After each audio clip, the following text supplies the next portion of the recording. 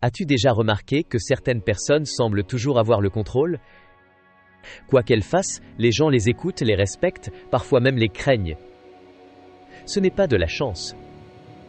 C'est une compréhension profonde du pouvoir et de la manière dont il fonctionne dans le monde réel. Aujourd'hui, je vais te révéler 5 lois essentielles du pouvoir tirées du livre culte de Robert Greene, les 48 lois du pouvoir. Des lois qui, si tu les comprends et les appliques avec intelligence, peuvent transformer ta vie, ta carrière et ton influence. Accroche-toi, car ces lois ne sont pas gentilles. Elles sont réalistes, parfois dures, mais redoutablement efficaces. Loi numéro 1. Ne fais jamais de l'ombre à ton maître.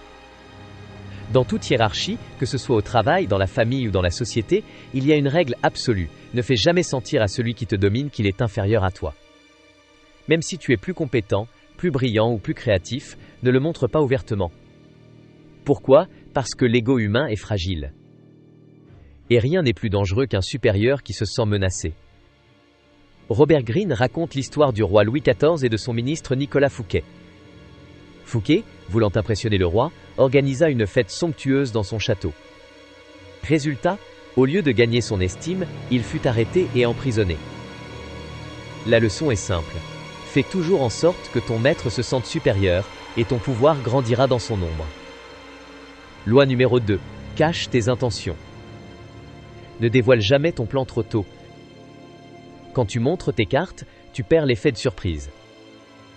Et dans le jeu du pouvoir, la surprise est ton arme la plus redoutable. Agis de façon à ce que les autres ne sachent pas exactement ce que tu veux. L'incertitude les empêche de te bloquer. Dans les affaires, un entrepreneur qui parle trop de son idée se fait souvent copier avant même d'avoir commencé. Mais celui qui reste mystérieux garde toujours un coup d'avance. Le silence stratégique est souvent plus puissant qu'un long discours. Loi numéro 3. Dissimule tes efforts. Les gens admirent ce qui semble naturel, fluide, sans effort. Ils détestent ce qui paraît trop calculé. Alors même si tu travailles dur, ne montre jamais la sueur. Fais en sorte que ton succès paraisse facile. Montre le résultat, pas les coulisses. Les grands artistes, les grands orateurs ou les leaders charismatiques s'entraînent pendant des heures, corrigent, répètent, mais le jour J, tout semble instinctif. C'est l'art de maîtriser l'élégance dans l'effort. Le vrai pouvoir se cache derrière la maîtrise silencieuse. Loi numéro 4. Garde le contrôle grâce à la rareté. Plus tu es disponible, plus on te prend pour acquis. Le pouvoir, c'est aussi savoir se rendre rare. Fais en sorte que ta présence soit désirée. Ne réponds pas à tout, ne cours pas derrière tout le monde.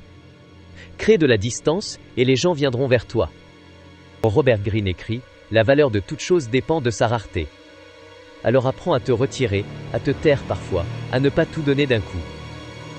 La rareté attire, la surabondance repousse. Loi numéro 5. Ne te fie à personne, apprends à utiliser les autres. Cette loi choque souvent, mais elle est réelle. Le pouvoir, c'est comprendre que chacun agit d'abord selon ses propres intérêts. Plutôt que de te plaindre de cette réalité, apprends à négocier avec les intérêts des autres. Aide-les à atteindre leurs objectifs et ils t'aideront à atteindre les tiens. C'est le principe de l'alliance stratégique. Tu ne gagnes pas seul, tu gagnes avec intelligence. Dans la politique, le business ou même les relations personnelles, ceux qui réussissent le mieux sont ceux qui savent unir les intérêts, pas les opposer. Ces 5 lois ne sont pas des règles de gentillesse. Elles ne te demandent pas d'être cruel, mais lucide. Le monde fonctionne selon des dynamiques de pouvoir, visibles ou cachées.